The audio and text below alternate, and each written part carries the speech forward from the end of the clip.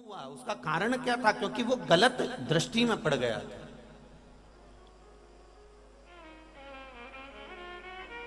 नजर और नियत ये दोनों अच्छी होना चाहिए, ठीक होना चाहिए। हम कई बार नजर भी ठीक नहीं रख पाते और नियत भी ठीक नहीं रख पाते।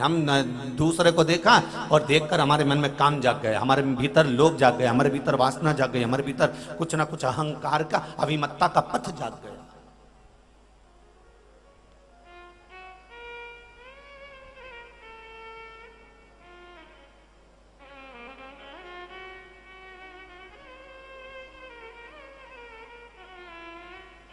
अपने भीतर का नजर और नियत ये दोनों ठीक रखने का प्रयास करिए।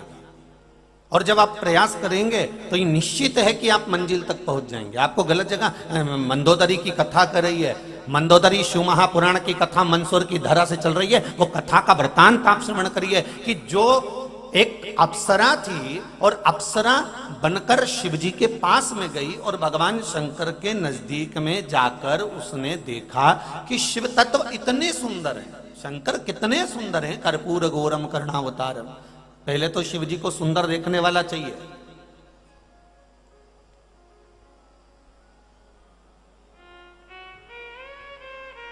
पहले शंकर भगवान को सुंदर देखने वाला चाहिए।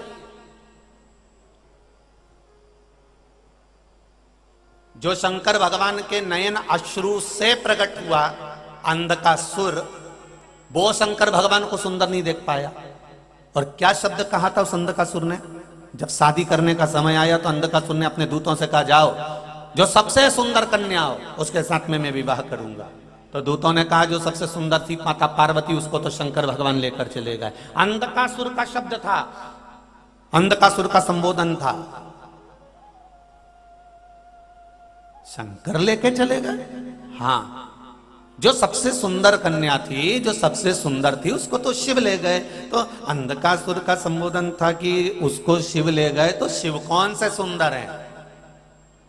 सुंदरता तो मुझ में है, शंकर में क्या सुंदरता? अब जरा विचार करिए, जिसको शंकर भगवान ने प्रकट किया, शंकर भगवान के नेत्र श्रु से अंधकासुर प्रकट हुआ, अंधकासुर हिरण्याक्ष ने पाल पोस कर बड़ा करा। वो अंधकासुर जो शंकर भगवान के नयन अश्रु से पैदा हुआ, वो अपने ही पिता को, जाना जाए तो पिता ही हुए जो नयन अश्रु से प्रकट कर दिया।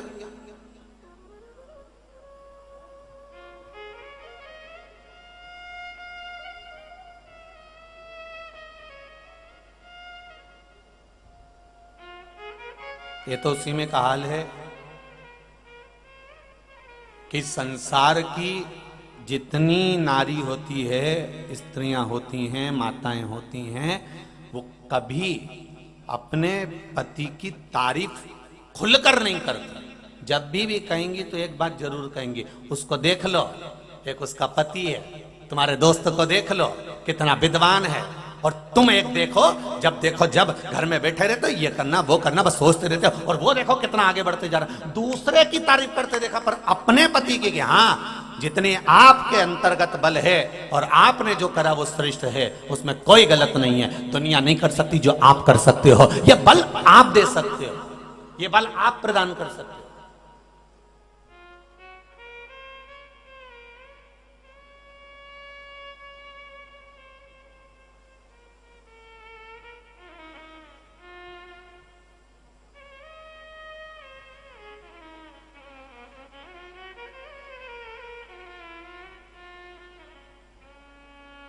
केवल एक लंकाधिपति रावण भी शिवजी से नहीं कहा कि तुम सुंदर हो।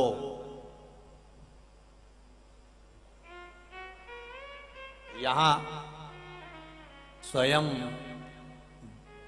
अंधकासुर कह रहा है कि मैं सुंदर हूं, शिव कहां इतने सुंदर है, उसको पार्वती को मैं अपना बनाऊंगा।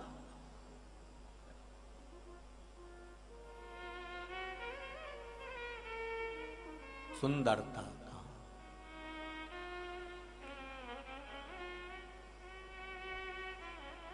बहुत कम लोग होंगे जो सुंदरता देख पाएंगे। पहले तो शंकर भगवान की सुंदरता देखने वाला चाहिए।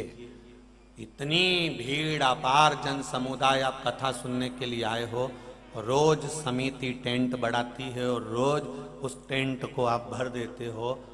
आपके भीतर ये भाव है कि शंकर भगवान की कथा बड़ी सुंदर है, ये आपके भीतर भाव है कि शिव की कथा सुंदर है, और ये सोचकर आप शिव महापुराण की कथा में जाकर बैठते हो।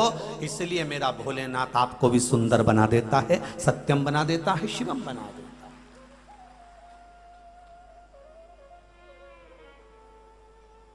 आपके भीतर सुंदरता भरी हुई है ना, तो आपको सुंदर नजर आ रहा है। काला कलर का चश्मा लगाओगे तो सब काले दिखेंगे, पीले कलर का लगाओगे पीले दिखेंगे, नीले कलर का लगाओगे नीले दिखेंगे, सफेद कलर का लगाओगे सफेद दिखेंगे। ये दृष्टि का भेद है। आप अगर अच्छे हो तो आपको सारा विश्व अच्छा नजर आएगा। आपको अगर आप भीतर से ठीक हैं तो सारा संसार आपको ठीक नजर आएगा। और यदि आप सुंदर हैं अंदर से, आत्मा से, चित्त से, वृत्ति से, तो कथा भी सुंदर नजर आएगी।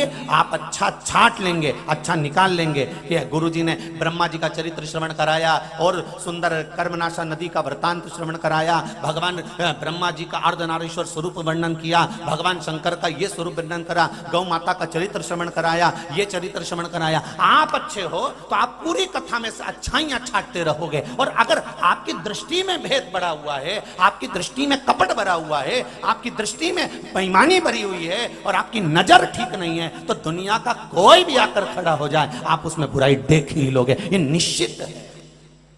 चश्मा जो लगाया होगा वैसा आपको नजर आएगा, ये निश्चितता है।